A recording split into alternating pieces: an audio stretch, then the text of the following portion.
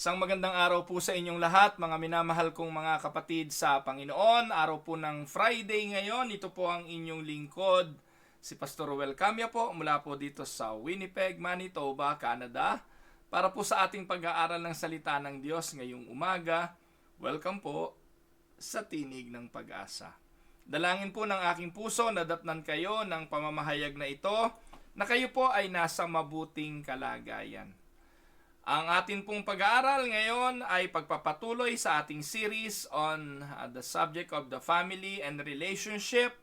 Ang atin pong pag-aaral ngayon, developing the spiritual life of your children. Kahapon po ang ating tinalakay ay the atmosphere of the home. Natapos na po kasi natin yung papaano disiplinahin o yung child discipline part 1 and 2. Tapos kahapon yun pong the atmosphere of the home. Ngayon po naman, developing the spiritual life of your children. Naniniwala po ako mga kapatid na isa sa pinakamahalagang role ng mga magulang ay hindi lang tugunan ng pangangailangan ng kanilang mga anak sa larangang pisikal o material. Napakahalaga din na tayo'y maging instrumento sa pag-develop ng spiritual life ng ating mga anak. Higit na mas maraming kaaway ang ating mga anak ngayon kumpara noong unang mga panahon. Napakaraming umaagaw ng atensyon ng ating mga anak dito sa mundong ito, lalo na po sa usapin ng pananampalataya. Kaya pag hindi po natin sila natulungan na lumago at ma-develop sa kanilang spiritual life, hindi rin po nila aakapin yung mga bagay na pananampalatayang itinuturo natin. Kaya it is very important yung parents ay magbigay ng panahon sa spirituality ng kanilang mga sambahayan. Now, ito po yung unang tanong na gusto kong sagutin natin ngayong umaga. What is God's desire when it comes to the spiritual life of your homes? What is the desire of God when it comes to the spiritual life ng buhay natin? Kahapon po sinagot natin ito. God desires to be welcomed in our homes.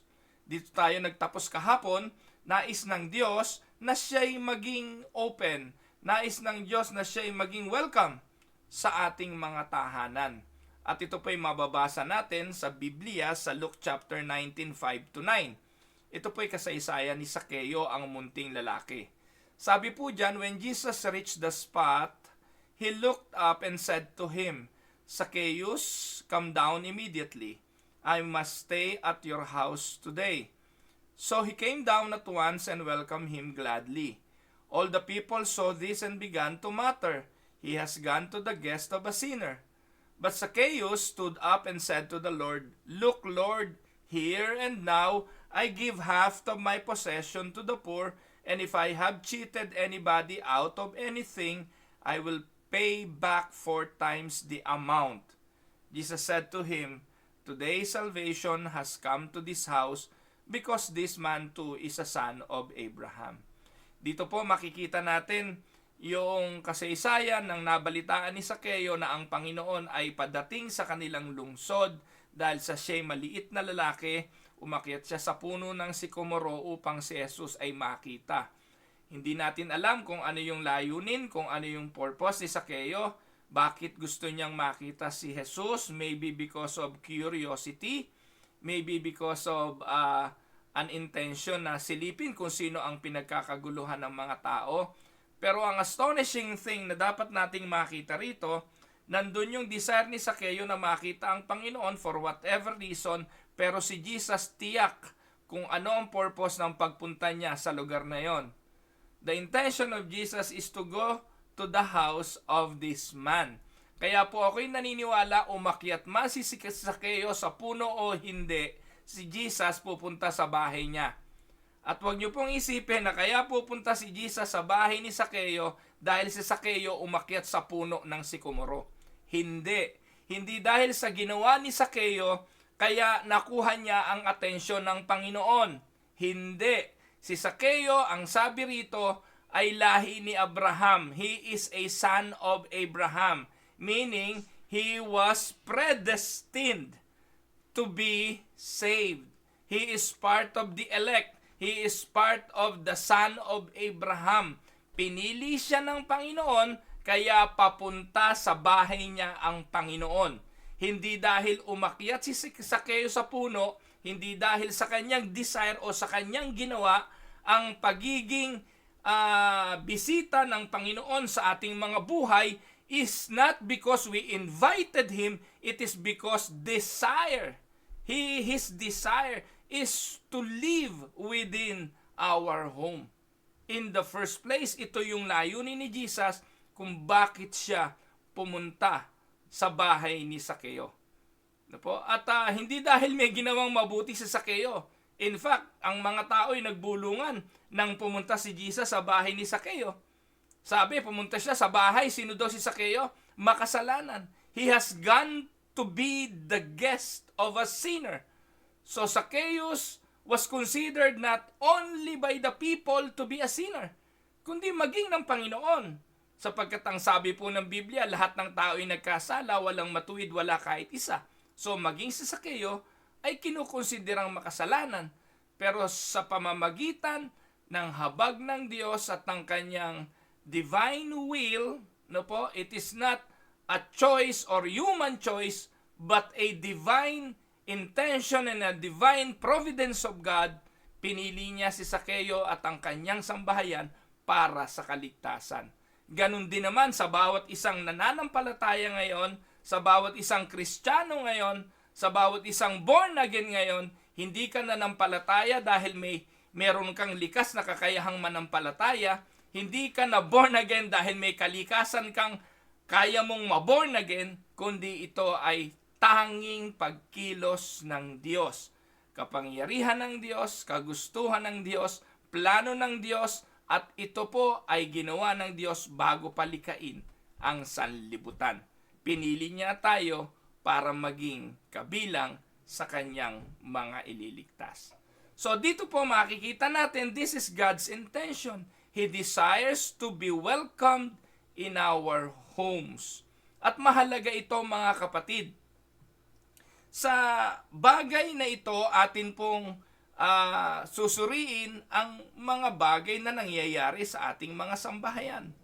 If you would like your children to grow in the knowledge and faith in God, ito yung simula noon, ito yung foundation noon, na dapat ang ating Panginoon ay manahan sa ating mga buhay at sa ating mga tahanan. He desires to be welcomed in our home. Kumusta kapatid? Sa atin bang mga buhay, sa ating mga tahanan, nandun ba ang ating Diyos na buhay? Letter B, He is interested in salvation coming to our homes. Siya po ang nagbibigay ng pagliligtas, ang Diyos ang nagliligtas, kaya siya ang gumagawa ng paraan para sa ating kaligtasan. Amen po ba mga kapatid? Alam niyo po, may isang kasaysayan in the book of Acts, chapter 16, 30 to 34. And he brought them out and said, Sirs, what must I do to be saved? So they said, Believe in the Lord Jesus Christ, and you will be saved, you and your household. Then they spoke the word of the Lord to him and to all who were in his house. And he took them the same hour of the night and washed their stripes. And immediately he and all his family were baptized. Now when he had brought them into his house, he set food before them, and he rejoiced, having believed in God with all his household. So makikita po natin, ito po yung si Pablo, Apostol Pablo, at si Silas, nung sila po ay nakulong, at dito po sa pagkakataong ito, while they were praising and worshiping the Lord, ano po ang nangyari? Sila po ay nakatakas at yung jailer ay magpapakamatay. Dahil pag ikaw ay natakasan ng bilanggo, automatic kamatayan ang hatol sa iyo. Kaya yung binabanggit ng lalaking ito na anong kailangan kong gawin para ako ay maligtas, hindi po usapin ito ng pananampalataya at ng kaligtasang espiritual. What this man is intending to say and ask is the salvation of his body, of his flesh. Kasi automatic yun eh. Kung tatakas sa mga bilanggo, patay siya, physical death. Pero dito po, ang ibinigay po rito ng mga lingkod ng Diyos ay hindi ang sagot sa kanyang physical na pagiging ligtas. Kung hindi, ang tinugunan dito ay yung aspeto ng espiritual na kaligtasan. Sabi sa verse 31, "Believe in the Lord Jesus Christ and you will be saved, you and your household." So, ito po ay pagpapakita ng espiritual na kaligtasan ang pinag-uusapan. Hindi po physical. Doon sa verse 30, ang itinatanong lang naman dito ng Philippian jailer ay ang physical na kaligtasan. Pero mga kapatid, kasi wala naman pong ipinangangaral pa sina Pablo dyan at si Silas. Wala naman po silang preaching pa dyan para itanong nung lalaki na papaano ako maliligtas sa espiritual. There was no preaching of the word. So kaya yung tanong dyan sa verse 30 ay implication na ang kanyang itinatanong na kaligtasan at papaano siya maliligtas ay physical. Physical salvation. At dahil hindi naman tumakas sa mga bilanggo, inassured yon ni Pablo at ni Silas na hindi ka mamamatay physically. But the preacher of the word are more interested not only on the physical salvation of this man, but for the spiritual salvation of this man and their household. Kaya anong ginawa? So, and his household rather. So, anong ginawa? Sabi niya, manampalataya ka, ikay maliligtas at ang iyong sambahayan. So, hindi guarantee na kapag nanampalataya yung ama, automatic ay mananampalataya yung kanyang sambahayan. Hindi po yun guarantee.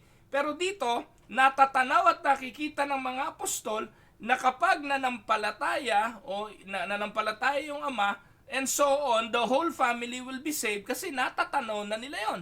At nakikita nila yon. At yun nga po yung nangyari dito. Pero take note, dito lang sa kasaysayang ito nangyari yon.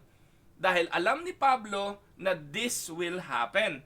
Maaring foreknowledge, maaring vision, or maaring kung anumang pangitain na nakita na ni Pablo ang kaligtasan ng pamilyang ito. Pero ito po'y natupad dahil po sa pangyayari.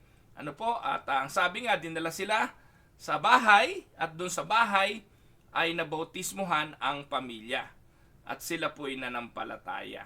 So, God is interested in salvation coming to our homes. Nais niyang pumasok sa ating mga buhay, sa ating mga tahanan, at sa pagpasok niya sa ating mga tahanan, mababago ang dynamics ng ating mga buhay. Marami na po tayong narinig ng mga patotoo na nung nanampalataya yung ama, nagbago yung buhay ng kanilang relationship mag-asawa, nabago ang relationship ng pamilya, at kayo mismo marahil makapagpapatotoo mula nung nakilala nyo ang Panginoon, malaki ang naging pagbabago sa buhay ng inyong mga anak. Ito lamang po ang ating pag-asa. Kasi sa ating mga sarili, hindi naman natin kayang baguhin ang ating mga anak. Hindi naman natin kayang baguhin ang kanilang mga pag-uugali. Yes, we can only do as much. Pero ang tanging gagawa po talaga ng changes sa buhay ng ating buong sambahayan, walang iba kundi ang ating Panginoon. Alam niyo po ba na God is interested in our homes being a miniature church? Nais ng ating Panginoon ang ating pamilya ay maging maliit na simbahan na pinagpapastulan ng mga ama ng tahanan. As a miniature church, our home should be a place of worship. Bilang maliit na simbahan, ang ating mga tahanan ay dapat lugar din ng pagsamba. Hindi po yan lugar lang ng tulugan, hindi yan lugar ng kainan, hindi yan lugar ng mga personal nating kagustuhan lang para matupad. Hindi rin yan lugar ng mga tampuhan, awayan. Sabagamat nangyayari din yan sa loob ng simbahan, may mga tampuhan. kampi-kampi at kung ano-ano pa. Pero ang isa sa dapat pong maging karakteristik ng isang pamilya as a miniature church, dapat po ito'y place of worship. Amen? At ang Ama, dapat ay kinikilala ang importansya ng pagsamba sa loob ng kanyang tahanan. Pag hindi nyo po ito ginawa sa pangunahing panahon pa lang ng inyong pagsasamang mag-asawa, hindi nyo na ito magagawa kahit kailan. Kaya lagi ko itong pinapaalala sa mga magsisimula pa lang bumuo ng pamilya. Lagi ninyong gawin na simula ng lahat ng tama ayon sa sinasabi ng banal na kasulatan.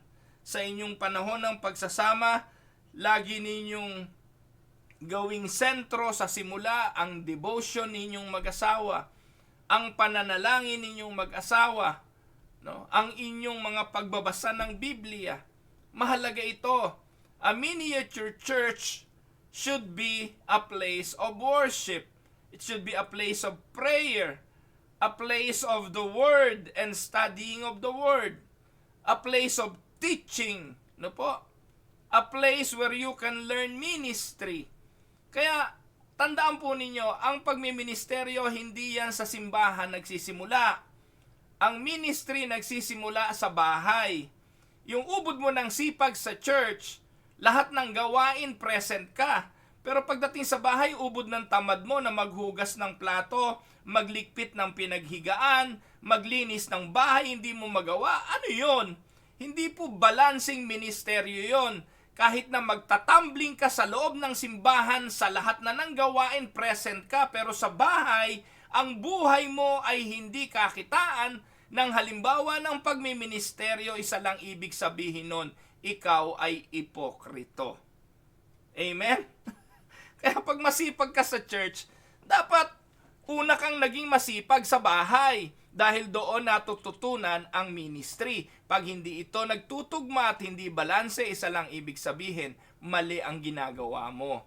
So as a miniature church, our home should be a place, worship, diyan po natututunan ng pananalangin, diyan po natututunan ng pagbabasa ng Bible, diyan po natututunan ng pagtuturo, no? Kaya yung mga epektibong Sunday school teachers, sila din po yung may mga Bible study sa bahay, nagtuturo ang mga magulang sa bahay ng mga Bible stories, lumaki sa mga pakikinig ng Bible stories, at yung mga nakapagmiministeryo sa loob ng church, lumaki din sila sa loob ng bahay na naturuang magministeryo.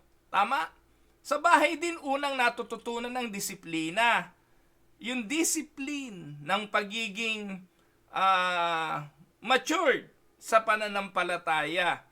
Sa bahay din na natututunan yung covering and protection. Yung bang intercessions, yung pananalangin sa isa't isa. No po? Yung pagmiministeryo sa buhay ng iba. Yung pagdamay sa iba. Kaya alam niyo po, hirap na hirap tayong mahalin yung mga kapatid natin sa pananampalataya sa church eh. Paano natin mamahalin ito kung yung doon sa bahay natin hindi naman tayo natuto na magmahal din? No po? Kaya sa bahay lahat yan natututunan, ang fellowship, ang commitment, at maging ang devotion sa Panginoon. Ito po'y ginagawa pangunahin sa loob ng mga bahay. God is interested in our homes being a miniature church. Now, kung ito po'y miniature church, dapat po meron pong nagtuturo sa ating mga anak ng mga bagay na yan. At ang bagay na yan ay dapat pinangungunahan ng mga magulang. Ang mga magulang, ang pastor, ang ama, pangunahin, ang pastor at intercessor, ang priest ng kanyang tahanan. So yan po yung una, no po? What is God's desire when it comes to the spiritual life of the home? Ngayon, kung interesado ang Diyos sa spiritual life ng ating mga bahay, what is the foundation of a good devotional life? Alam niyo po mga kapatid, ang susi ng paglago sa espiritual na buhay ng ating mga sambahayan nagsisimula sa tinatawag na family devotion. The foundation of a good devotional life is the personal commitment of the parents to live a life that is Christian. Sabi nga, if Christ is not real to the parents, they will never be able to make Him real to their children. Ang devosyon natin sa Panginoon, ang pangunahing bagay na tinitingnan ng ating mga anak kung totoo o hindi. Yayakagin natin sila sa simbahan para mag-devote ng time sa Panginoon. Pero nakikita ng ating mga anak na hindi tayo seryoso sa ating devosyon. Kaya importante na yung mga magulang, totoo yung ating devotion, yung ating pananampalataya, totoo yung ating pagiging Kristiyano, dahil kung hindi, basang-basa naman ito ng ating mga anak. So Christ must be the center of the home. The home must be a place where the principles of the kingdom operate. Christianity and all that goes with it should be spontaneous in the home. Ano pong ibig sabihin? Spontaneous. Hindi po siya rhetorical, hindi siya drama, hindi siya scripted, kundi spontaneous. Hindi po scripted na kung kailan lang kakain, saka doon magdadasal, kung kailan lang matutulog, saka lang magpe-pray, kung hindi nakikita ng inyong mga anak na ang pananalangin ay regular na bahagi ng inyong buhay, kung anuman ang sirkumstansya, ang goal ninyo ay tumawag sa Diyos, magpasalamat sa Diyos, parangalan ng Diyos at bigyan ng kaluwalhatian ng Diyos. In all circumstances. Para kung sila man ang dadaan sa kung anumang problema ng buhay, ang una nilang pupuntahan ay ang kanilang mga tuhod upang lumuhod sa Diyos. Pag ganun po ang halimbawa ng mga magulang sa kanilang mga anak, ganun din ang kalalakihan ng mga ito. If Christianity, take note na po, if Christianity is not the way of life in the home, the children will be trained to be hypocritical. Christianity and all that goes with it should be spontaneous in the home. Pag ganon, you will be rewarded by peace and joy. Pero kung ang Kristyanismo ay hindi way of life ng inyong tahanan, pati ang inyong mga anak ay matetrain para maging ipokrito. Kaya no wonder maraming mga bata na sisimba lang for the sake of simba kasi natatakot sa mga magulang. Yung mga kabataan pupunta sa simbahan, di naman nagsisimba, nagse-cellphone lang sa church.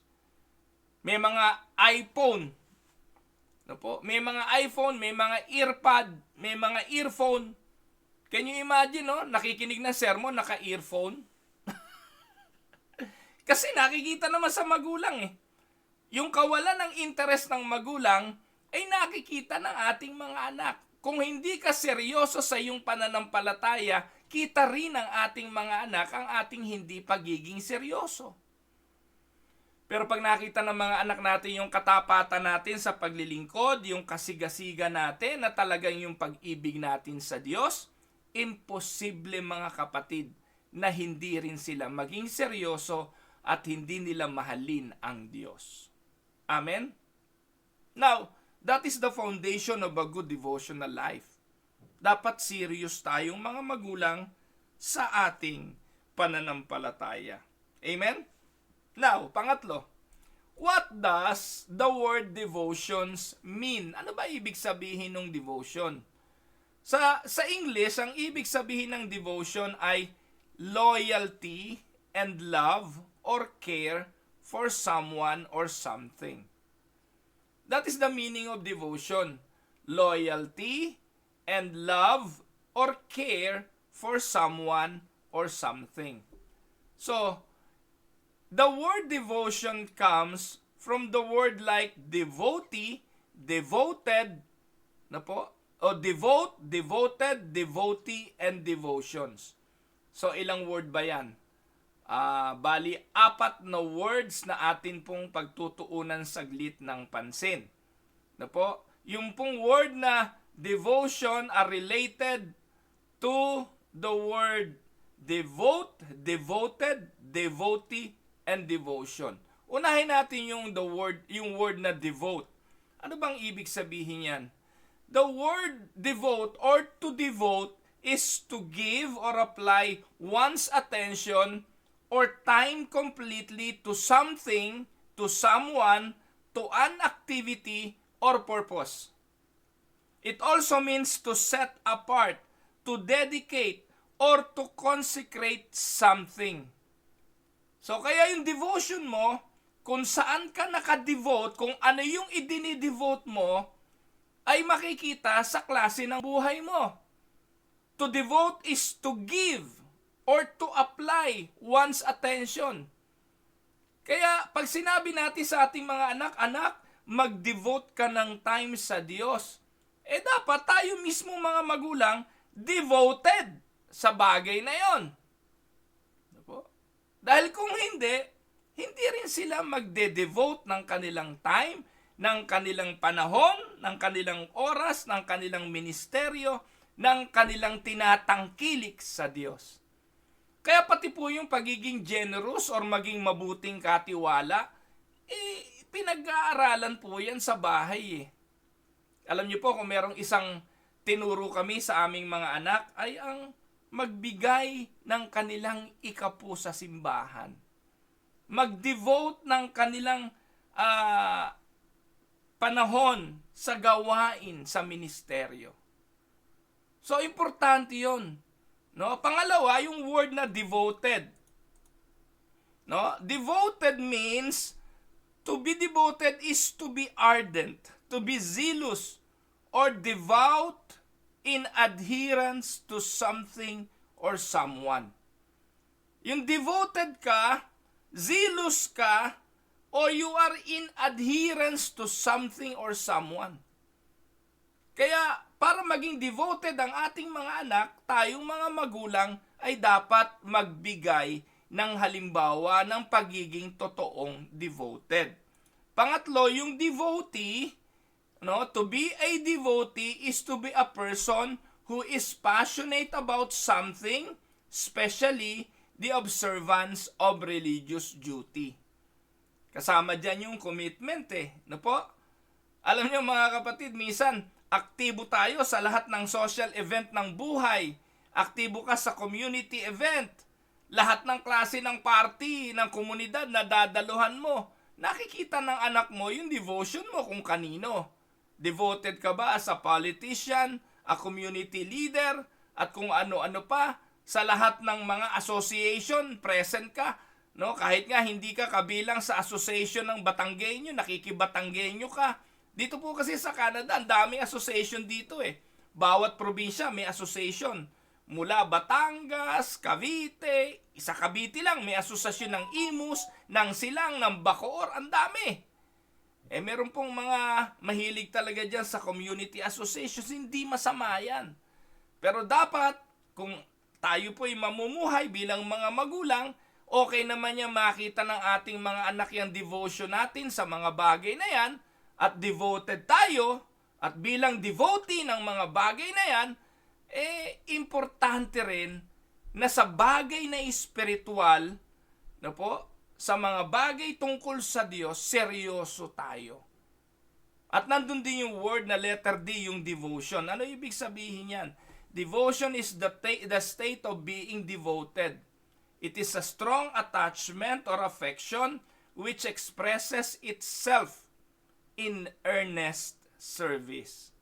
Kaya, ang mga pamilyang Kristiyano is to be a place where we give or apply ourselves to the purpose of God, setting ourselves apart to the service of the Lord and the exaltation of His kingdom.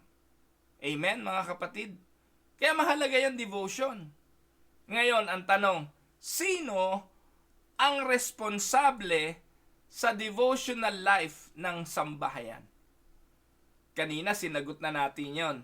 So, the one who is supposed to be responsible to the devotional life of the home ay walang iba kundi ang tatay. Ang tatay ang pari, no, at priest, no, ng ating mga pamilya. The father has been placed by God as the spiritual head of the home. Sa natin mababasa, Ephesians 5:23, for the husband is the head of the wife, as Christ is the head of the church, his body, of which he is the Savior. It is the father's responsibility to be sure that the children are raised up in the nurture and admonition of the Lord. Ephesians 6:4. Sabi po diyan, fathers, do not exasperate your children, instead bring them up in the training and instruction of the Lord. Kaya mga tatay, tandaan, mulit-muli, paulit-ulit, ang ating responsibilidad, hindi lang maghanap buhay, mag-provide ng pagkain, ng security, ng material provisions, kundi higit sa lahat, i-provide din natin ang spiritual backbone ng ating sambahayan. Kaya no wonder ang mga tao darating doon sa punto na walang kinikilalang Diyos kasi hindi naman naturuan ng tatay. Hindi mo pwedeng i-impose na ito ang pakinggan nyo, ito ang totoo, ito ang dapat ninyong maunawaan, ito ang dapat ninyong panampalatayanan kung hindi naman nakikitang pinapractice mo. Lungkot na lungkot po ako mga kapatid nung ako po'y nadistino sa isang simbahan sa Pilipinas kung saan meron pong pupunta at magbabaser sa church. Hindi ko pa ho nakita ni minsan sa loob ng pananambahan. Pagkatapos sasabihin, member po kami ng church na ito dati. Dito po bininyagan ng anak ko. Gusto ko lamang po na humingi ng baptismal certificate kasi kailangan lang po sa pag-a-apply ng passport. Ang gagawin ko po kukunin ko pangalan. Ako po, nakapag-i-issue po ako ng mga ganon. Certification lang naman po iyon. Kung doon nga po binautismuhan. Madali lang naman po iyon. Hindi ko na po pinababalik yon, lalo kung saan malayo ang pinanggalingan. Ine-entertain ko yon. At tapos titingnan ko record. Pag nandun, i-issuehan ko na po iyon ng certification na talagang sila ay baptized doon. Ngayon, ang tanong ay ito. Bakit po hindi na kayo nagsisimba dito? At minsan, nakakalungkot. Kung sasabihin na, malayo na po kami ngayon, nasa ibang lugar na po kami, okay, understandable yon. Pero ang tanong na susunod, nagpatuloy ho ba kayo sa pananampalataya? Nagsisimba ho ba kayo linggo-linggo? At ang nakakalungkot na katotohanan, marami sa kanila hindi. Na kaya lang papasok sa simbahan dahil babautismuhan, bibinyagan, o tutubos ng baptismal certificate. Pero kung totoong nananampalataya, hindi. Kung meron bang koneksyon sa kanilang buhay ang simbahan, wala. Kung meron bang pagkakataong sila'y nabisita ng pastor para mag-Bible study, hindi. Kung sila ba'y nananalangin, wala. Nasaan ang devosyon sa relihiyon? Wala. Kaya no wonder ang mundo, lalo sa atin sa Pilipinas, lahat ng tao may relihiyon. Pero walang katotohanan at walang kapangyarihan. Ito yung sinasabi sa aklat ni Pablo na isinulat kay Timoteo. Sa dulong panahon, sa mapanganib na panahon, people will have, ano tawag doon? A shadow of religiosity. May anino ng kabanalan. Anino lang. Alam niyo po ba yung anino? Yun po dahil lang may ilaw, pag pinatay mo ilaw, wala na rin yung anino. At wala pong katotohanan. Yung anino'y hindi tunay na imahe ng totoo. Kaya mga kapatid, marami po na merong relihiyon pero walang kapangyarihan yung kanilang relihiyon. Kasi po wala naman silang natutunan sa kanilang relihiyon dahil hindi sila naging devoted dito.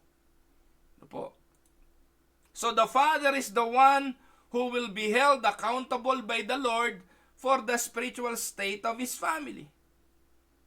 So, ito po ang pangunahing role ng Ama. Tingnan niyo po mga kapatid sa 1 Samuel 3:11-13.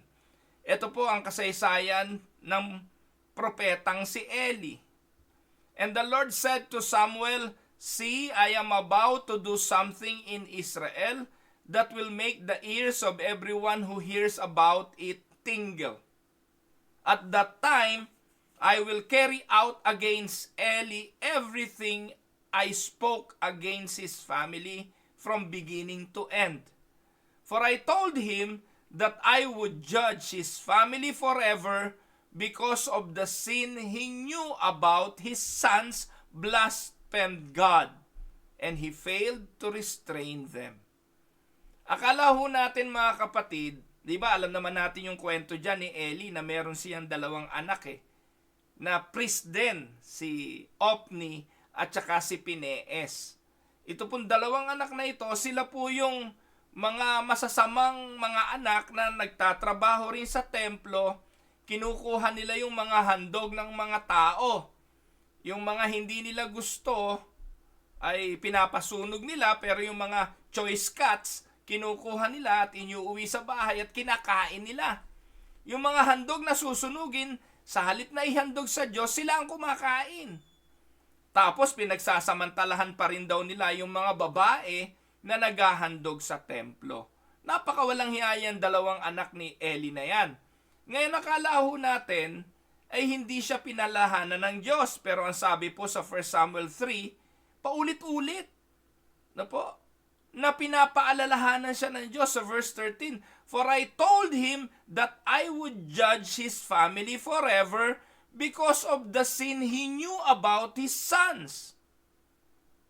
Alam ni Eli yung ginagawa ng kanyang mga anak. Pero ano sabi ng Bible? He failed to restrain them. Nakakalungkot. Alam niyo po ba kinamatay niya si Eli? High blood.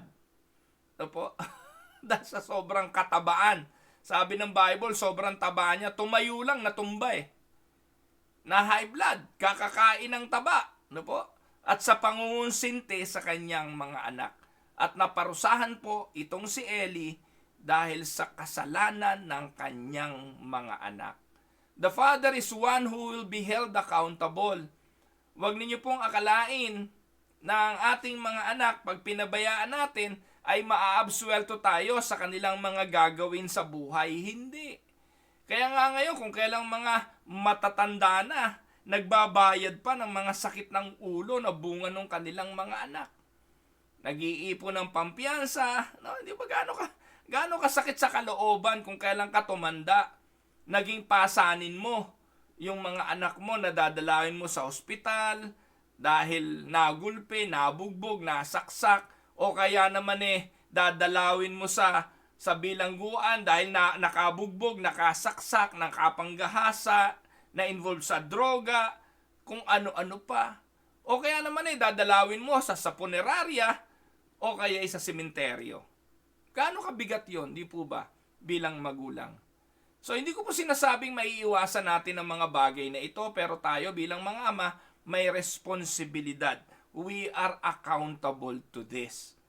At kapag ginawa natin ang ating tungkulin, naging accountable tayo sa spiritual state ng ating family, ay mararanasan natin ang pagsama ng ating Panginoon sa ating mga buhay.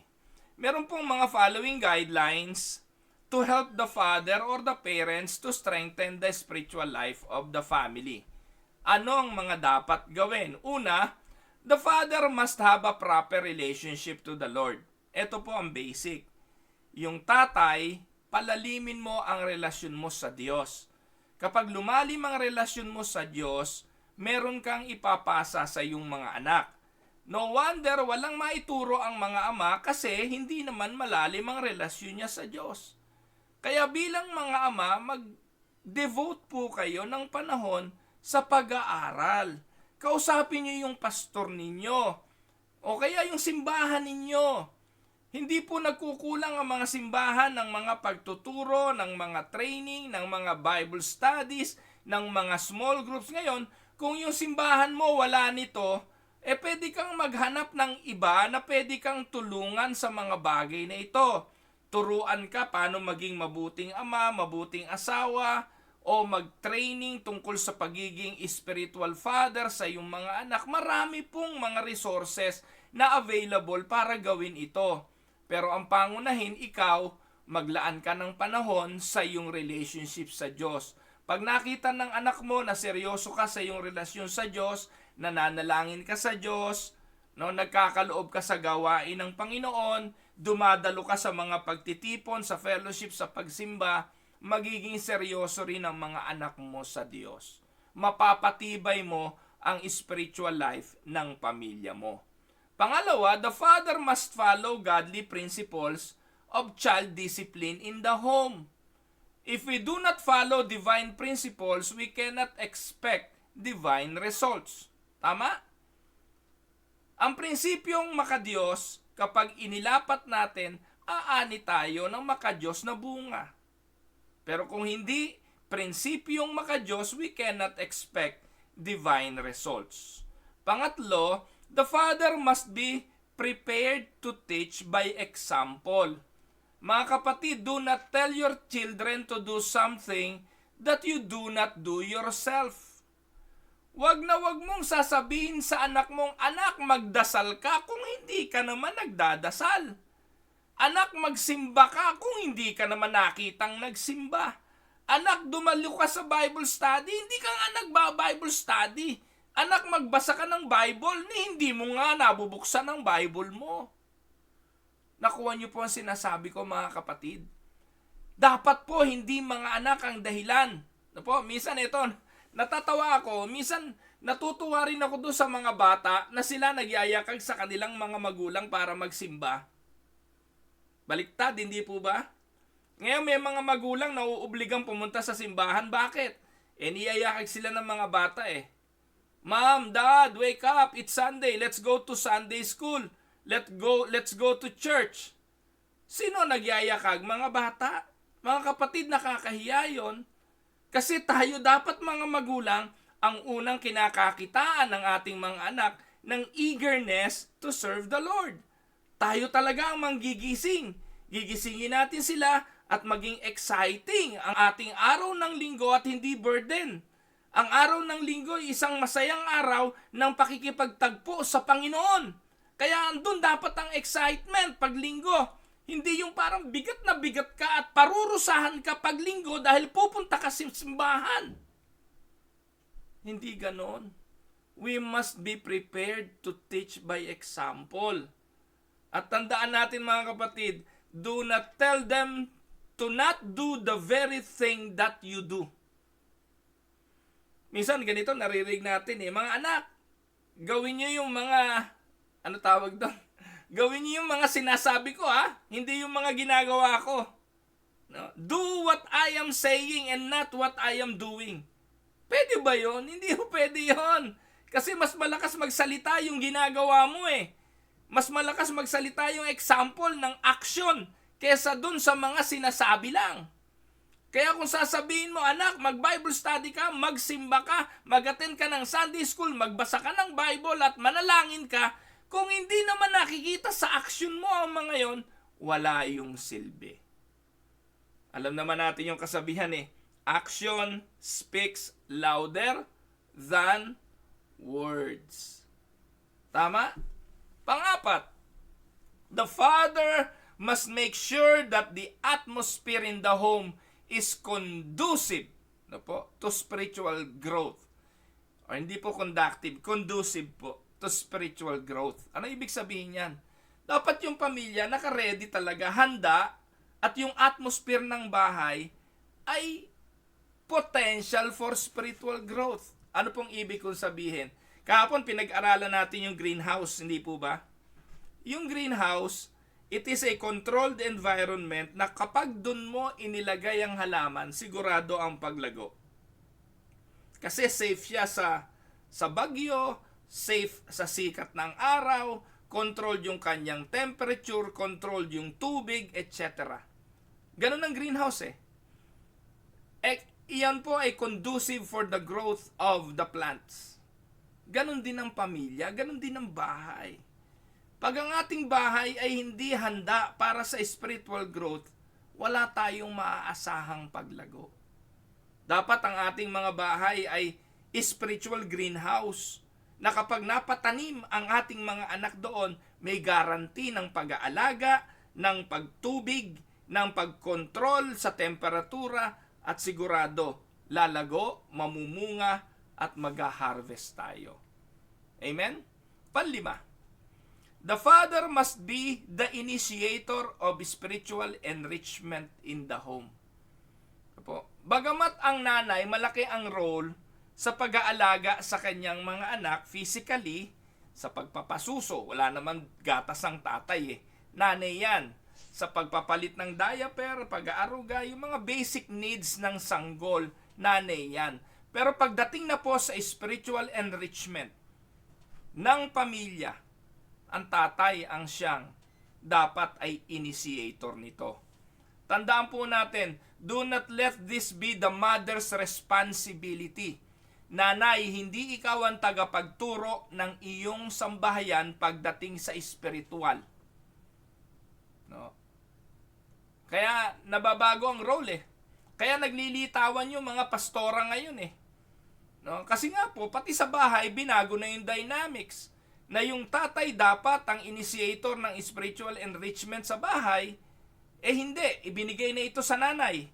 At dahil ibinigay na ito sa nanay, yung nanay na ang pastor ng kanyang sambahayan. Kaya itong mga nanay na ito, ng mga pakialamera, gusto na rin magpastor sa simbahan. Eh hindi po yun ang disenyo.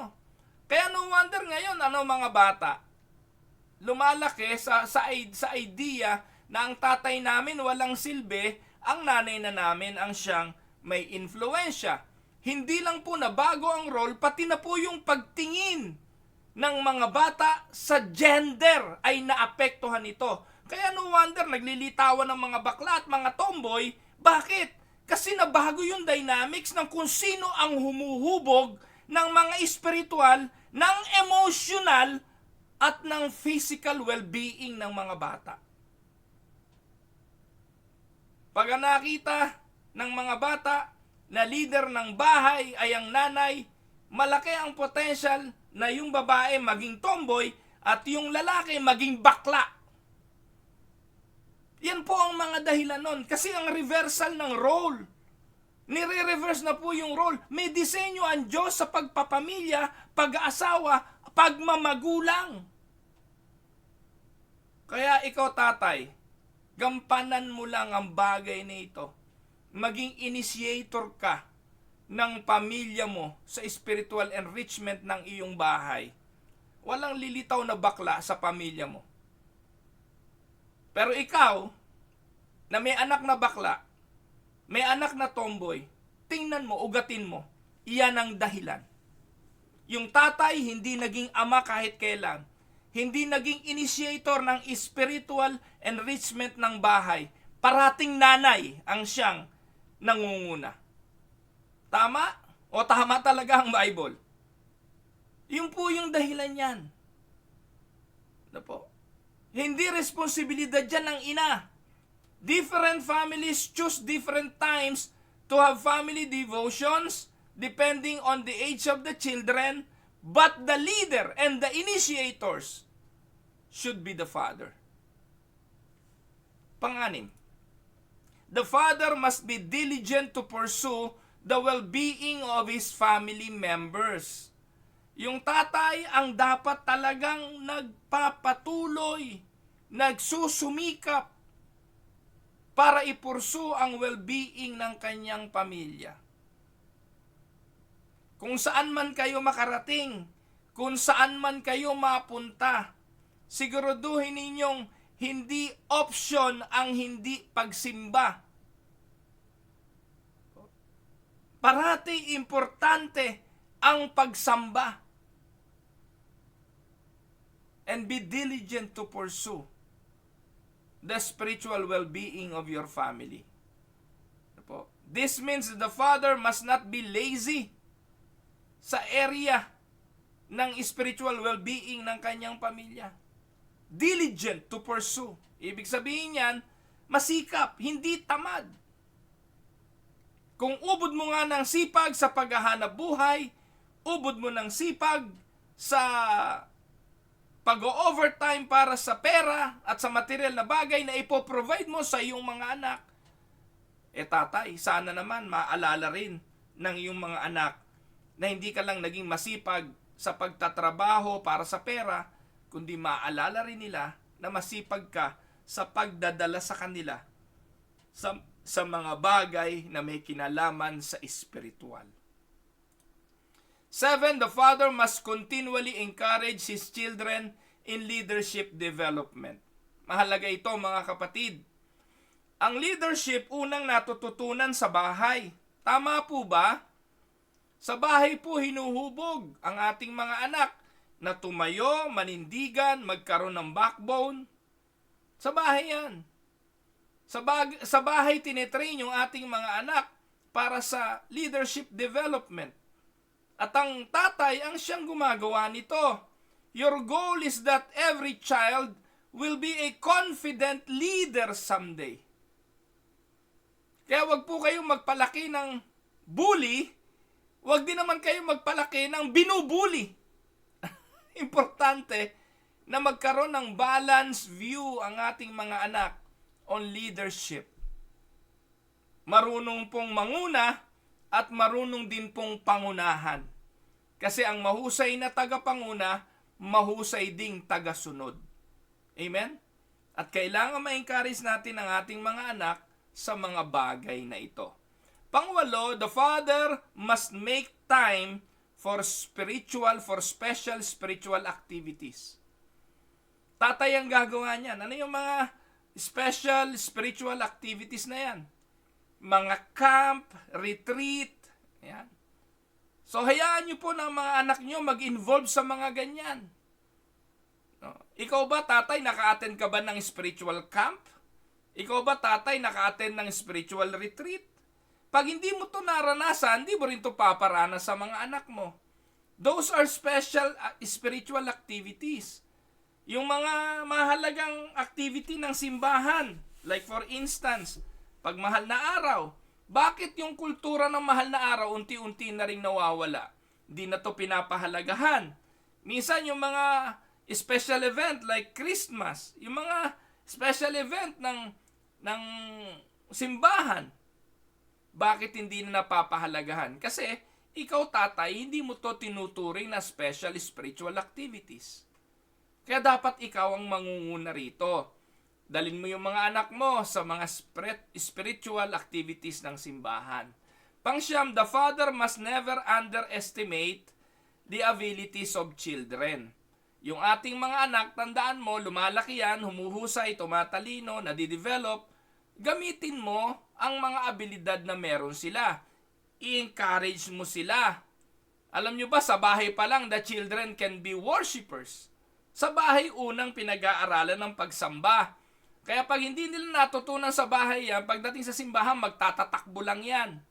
They can pray and share prayer request. Sa bahay din ginagawa yan. And they can share testimonies. Bago nila gawin sa loob ng simbahan yan, sa bahay muna dapat yan, mga nade-develop. Pansampu, the father must be creative with the methods of teaching in the home. Ayan. Yung mga tatay, ang gagaling yung mag-coach ng mga sports event eh. Pag basketball, ang galing mo mag-coach eh. Ang galing mo mag-coach sa boxing, sa baseball at kung ano-ano pa. Pero tinawag ka bilang ama, maging creative ka sa pagiging coach sa iyong sambahayan. Po? Ito yung ilang mga few ideas na pwede mong gawin sa pagiging creative sa pagtuturo. Una, conversational prayer. No? Ano ibig sabihin yan? Alam niyo po ba yung conversational prayer o yung tinatawag na continuous prayer? Halimbawa, ganito ko po tinuturuan yung mga anak ko eh. Nung araw, ako po una na magpe-pray, sentence prayer, tapos si Dang, pagkatapos yung panganay namin, yung pangalawa, pangatlo, pag ikot, then I will close in a prayer. Conversational prayer, so nakaka-develop yan. Minsan, question and answer. So sa Bible, magbibigay ng question, sasagutin. So nakakatulong yun sa Bible study. Memorizations, dyan po tinuturuan ng pagme-memory verse. Devotional reading, o yung mga devotional materials, ipabasa sa mga anak, tapos tanungin kung anong kanilang lesson na nakuha doon sa devotional materials. Pagsamba, worship times, minsan storytelling, turuan din sila ng mga musical instrument. Makakatulong yun. Yung mga anak ko po, natuto sila ng pagpe-play ng musical instruments. Kumakanta kami habang sila tumutugtog. Ang gandang bonding ng pamilya. Singing, sharing, Bible reading, ano po? Tapos, testimonies, and even praying for the sick. O mga anak, pag-pray natin si ganito, pag-pray natin si ganyan. Ngayon po, yung laman ng aming prayers ngayon, si Ate Lisa Cruz, na nanay ni Pastor Ronwell. Part po ng aming family prayers, ang pananalangin para sa mga may karamdaman. So ito po'y nakakatulong sa ating mga anak na sila'y magministeryo. Tama po ba? So pang-11, the father must use every opportunity and happening in the home as learning experience. Yung mga bagay na nangyayari sa buhay ng pamilya, tinitingnan lagi sa konteksto ng papaano matututo. No, wala kasing aksidente sa buhay, hindi po ba? Kaya dapat i-interpret ang lahat ng bagay through our relationship to the Lord. No, pag may nangyaring event, dadalhin mo yung mga anak mo doon sa idea anong mensahe ng Panginoon sa buhay natin tungkol dito. Noong nagkasakit ang kanilang nanay, ang una kong tinanong sa mga anak ko, ano sa palagay ninyo ang sinasabi ng Panginoon sa atin sa pagkakasakit ng nanay nyo? So, ini-interpret namin yung sirkumstansya, ini-interpret namin yung mga pangyayari as part of our learning experience and growth sa ating Panginoon. So, pangalawa, give the Lord credit for the victories. Kaya nung gumaling na ang nanay nila, nakita namin yung lesson. Pagkatapos naming makita yung lesson, nakita rin namin yung kapangyarihan ng kamay ng Diyos sa pagpapagaling. At dahil doon, ibinabalik sa Diyos ang kanyang kapurihan. Amen? So, panglabing dalawa na pala ito. The father must seek to answer the questions of the children correctly. No? Even if that involves research. Tandaan po ninyo, minsan magugulat ka sa tanong ng anak mo na ikaw ay hindi mo alam. So, minsan ang hirap sagutin, hindi po ba? So, kaya kailangan, pag ganon, aminin natin na, anak, aking i-research yan at sasagutin ko yan later. So, importante yon na bigyan natin sila ng sagot sa kanilang mga tanong kaysa hanapin nila sa iba ang tanong. Amen? So, importante yon. Now, number 13, nagkamali po ako number do sa 11. The father must be a feeder who is sensitive to the individual needs of each children. Ano ibig sabihin yan? Tagapagpakain tayo sa bawat pangangailangan. Ang bawat anak natin, bawat individual may kanya-kanyang needs. Ang anak ko po'y 3 lalaki, kahit po pare-parehong lalaki, iba-ibang pangangailangan. So, dapat maging sensitibo ang tatay sa mga pangangailangang ito. 14, number 14, the father must encourage the participation of all family members regardless of age. So kahit po may edad na, ngayon nga ho, may asawa na si Yenye namin pero ine-encourage pa rin namin siya na mag-participate sa mga family activities. Like every year, meron po kaming tinatawag na, Christmas exchange gift. No po? Nag-exchange gift po kami. Ngayon po, nakapagbunutan na kami. No, ngayon, kasama na namin si Dayan, yung aming manugang. Dati po, 5 lang kami. Ngayon, 6 na kami. Kaya habang lumalaki gastos.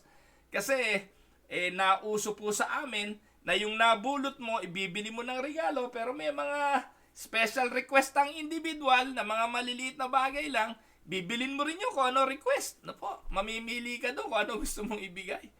Kaya, ayun, nagiging tradisyon at dapat i-encourage pa rin natin ang participation. Yung gaya niyan, may manugang na kami, may sariling bahay na sila, pero pag merong luto dito sa bahay, tatanong gusto nyo ba ito? Gusto nyo sopas? Gusto nyo pansit?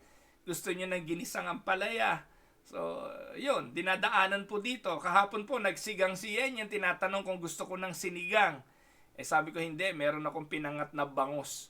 So, ayun po, let us encourage our children to participate sa mga family events regardless of age. No child should ever be considered too small. Don't make excuses, exception, or special allowance for their age or whether large or small para hindi sila makasali, and continually challenge them toward further expansion. Importante po ang mga bagay na yan. Yan. So, ang letter D, avoid double standards among the children. Ano ba yung double standard? No? Meron kang kinikilingan, meron kang paborito. Hindi dapat ganon. Ayan. Number 15, father must be a teacher who instill in his children the fear of the Lord and the respect for His Word. Tatay talaga yung Bible study leader hindi po ba? Siya rin ang guro na unang dapat matutunan ng mga anak ang pagkatakot sa Panginoon. So A, don't allow them to mock the things of God. Yung mockery sa Diyos, unang nangyayari po yan sa bahay. Ang paglapastangan sa Diyos at sa salita ng Diyos, una po yung gagawin sa tahanan bago pa sa simbahan. Kaya lagi pong instill sa kanila yung respect for the presence of God. Kaya yung tatay must be a teacher who instill in his children the fear of the Lord and the respect for His Word. Kapag ipinakilala ang pastor bilang mensahero ng salita ng Diyos, dapat alam ng mga anak mo na hindi yun panahon para magbukas ng cellphone, mag-scroll sa internet, magbukas ng YouTube, maglagay ng earphone habang nagsesermon si pastor. Instill natin ang respeto at pagkatakot sa Diyos at sa Kanyang salita. Pang number 16, the father must be sensitive to the work of the Holy Spirit in the life of his child. Merong pagkilos ang Diyos sa buhay ng ating mga anak. Baka tinuturuan ka, tatay, na iyong i-encourage ang iyong mga anak sa pagpapastor. Huwag mo silang i-discourage. Nakatulad ng ginagawa ng ibang mga magulang na ine-encourage sa pagkuha ng mga abogasya, medisina, inhinyero, at dinidiscourage sa pagpapastor dahil walang kita ang pagpapastor. Poor profession ang maging pastor. Huwag. Tingnan ninyo ang pagkilos ng Diyos. Baka may potential ang inyong mga anak sa gawain ng ministeryo, makakatulong sa propagation ng gospel at makakatulong sa leadership ng simbahan. Maging sensitibo ka sa mga bagay na ito na may kinalaman sa buhay ng iyong anak. O kaya naman, huwag mo pipilitin kung talagang wala at para lang meron ka mapag-iwanan ng iyong legacy at meron kang makakuwang kahalili mo pagdating ng araw na wala naman talento, wala naman talagang potential. Huwag naman, ipapahamak mo lang ang simbahan pagdating ng araw. Baka hindi pinili. Pinilit mo lang na magpastor. So 17, the father must be ever prepared to lead his child to the Lord. The father must be ever prepared to lead his child to the Lord. 18, the father must not be afraid to include visitors in the family exercises. So, ano ibig kong sabihin? So, mag-anyaya tayo, kung may pagkakataong buksan ng ating pamilya, ang tahanan natin, hindi naman, sabi nga welcome daw ang strangers, pero may mga panauhin tayo na pwede nating isali sa ating mga family Bible studies, exercises, at kung ano-ano pa. So, para matuto rin sila ng socialization at makikhalubilo sa komunidad. So the father must be willing and eager to seek counsel and advice from other fathers. This is very important. Tandaan po ninyo, hindi palibasa ikay tatay, alam mo na lahat ng tungkol sa pagiging tatay. Hindi palibasa ikay may edad na alam mo na lahat ng karanasan sa pagiging ama. Tandaan ninyo, sa ating ginawang approach sa pag-aaral ngayon, holistic ito. Hindi lang naman yung aspeto ng pagiging mahusay na provider ng pamilya or protector ng pamilya ang ating tinatalakay, kundi ang pagiging spiritual father. Kaya dapat yung mga bagay na hindi natin alam, willing tayong matuto sa iba. Humingi tayo ng payo sa ibang mga ama. Makipag-fellowship at makipag-Bible study tayo sa ibang mga ama. Sa ganung kaparaanan, matututunan natin ang kanilang mga karanasan. Number 20, the father must continually encourage trust in reliance upon and acknowledgement of the Lord in all circumstances.